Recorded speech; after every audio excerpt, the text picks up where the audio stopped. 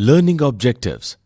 After completing this module, learners will be able to understand the differences between goods and services, learn the significance of the resources in the concern of the production of the goods and services, understand how the decision-making will work in regard of resource allocation, learn that the resources of the individual is scarce and thus every individual tends to allocate the resources in respect of combination of goods and services. Understand how government controls the methods of resource allocation in a centrally controlled economy. Learn how government controls the ways of distribution of the final goods and services in the centrally controlled economy. Learn about the production possibility set and production possibility frontiers. Understand about the opportunity cost of an additional unit of the goods. Learn how market operates in an open economy in the work of compatible production and resource allocation. Learn how the price signals work in order to elevate the problem of allocating resources. Learn about the distinctions between the positive and normative economics. Understand about the basics of macro and microeconomics. A simple economy and its critical problems. Goods and services, resources, and individual decision-making unit. Any type of tangible or physical objects which can be used to meet the people's want and needs are termed as goods. The concept of services is though different from the goods. It depicts the intangible satisfaction of wants and needs. The apple juice will be enough to meet your quench, and from a doctor you can get the medical service and consultation, which is example of the services. Resource is something which is predominantly utilized to produce the goods and services like labor in agricultural lands to produce the crops and grains. The knowledge and expertise of the teacher for teaching the students and so on. Every individual in the world needs to decide which goods or service they want most. This decision-making unit can be an individual, a household, a firm, or any organization as well. Resource allocation and compatibility of production. Production and its need are to be compatible with the demand of the respective goods and services, which creates the increase of the production in positive effect of the demand increment. Choice of the goods produced and production possibly frontier. There are several questions which arise in the perspective of the scarcity of resources and choice of the goods or services.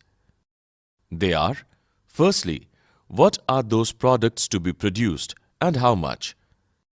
Secondly, the way to produce those products, and the third is for which group of the society those products will be produced. The collection of all possible combinations of the goods and services which are produced by the aid of specific amount of resources and through the supervision of specific genre of technical knowledge depicts the production possibility set of the economy. The production possibilities of two goods or services can create assimilate in a curve which is called production possibility frontier. It shows the maximum amount to be produced for the sake of the amount of other goods or services. Organization of economic activities. The centrally planned economy and market-driven economy. The problems regarding the resource allocation in the economy can be resolved through the interaction among the individuals pursuing their own objectives in an open market or through some centrally planning authority like the government. In centrally planned economy, government controls the planning of resource allocation and the priorities of the production according to the need of the people. For an example, if it is found that in health and education sectors, the appropriate resource allocation has not been done by the individuals, government can induce more resources in these sectors, and by itself, the government can produce by allocating the resources at its own. Market can be depicted as a set of arrangements where the economic agents can interact with their due endowments and products with each other.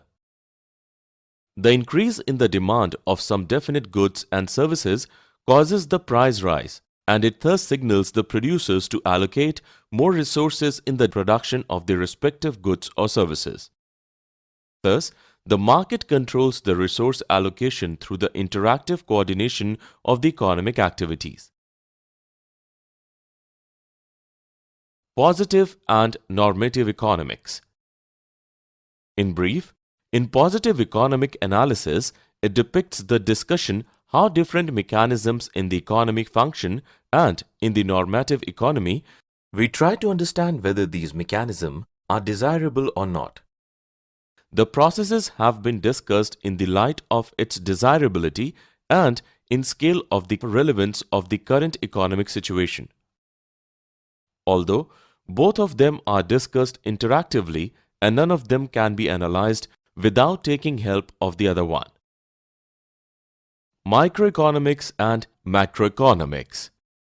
In microeconomics, the individual's attitude with the market in respect with the price of goods and services and their respective interaction is discussed, such as what is the level of total output in the economy? How is the total output determined? How does the total output grow over time? Are the resources of the economy fully employed, etc.? On the other side, the macroeconomics focuses on the aggregate measures of the output, and price level as a whole is looked after with a broader spectrum, such as total output, employment, and aggregate price level. Summary. Let us summarize what we have learnt. By goods, we mean physical, tangible objects used to satisfy people's wants and needs. The term goods should be contrasted with the term services, which captures the intangible satisfaction of wants and needs. As compared to food items and clothes, which are example of goods, we can think of the tasks that doctors and teachers perform for us as example of services. By resource, we mean those goods and services which are used to produce other goods and services. Example, land, labor, tools and machinery, etc.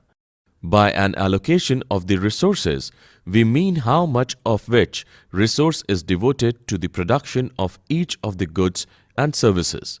The compatibility of production and consumption of goods and services holds for a country or even for the entire world. The scarce resources of economy have competing usages. In other words, every society has to decide on how to use its scarce resources. Every economy faces the problems of allocating the scarce resources to production of different possible goods and services, and of distributing the produced goods and services among the individuals within the economy. The allocation of scarce resources and the distribution of the final goods and services are the central problems of any economy. The collection of all possible combinations of the goods and services that can be produced from a given amount of resources and a given stock of technological knowledge is called the production possibility set of the economy. The curve gives us the maximum amount of goods or services that can be produced in the economy for any given amount of alternative goods or services, and vice versa, is called the production possibility frontier.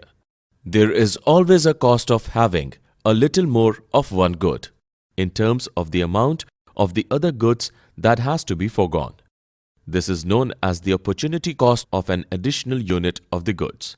In centrally planned economy, the government or the central authority plans all the important activities in the economy. In a market system, all goods or services come with a price, which is mutually agreed upon by the buyers and sellers, at which the exchanges take place. The price reflects, on an average, the society's valuation of the respective good or service. The positive and the normative issues involved in the study of the central economic problems are very closely related to each other, and a proper understanding of one is not possible in isolation to the other.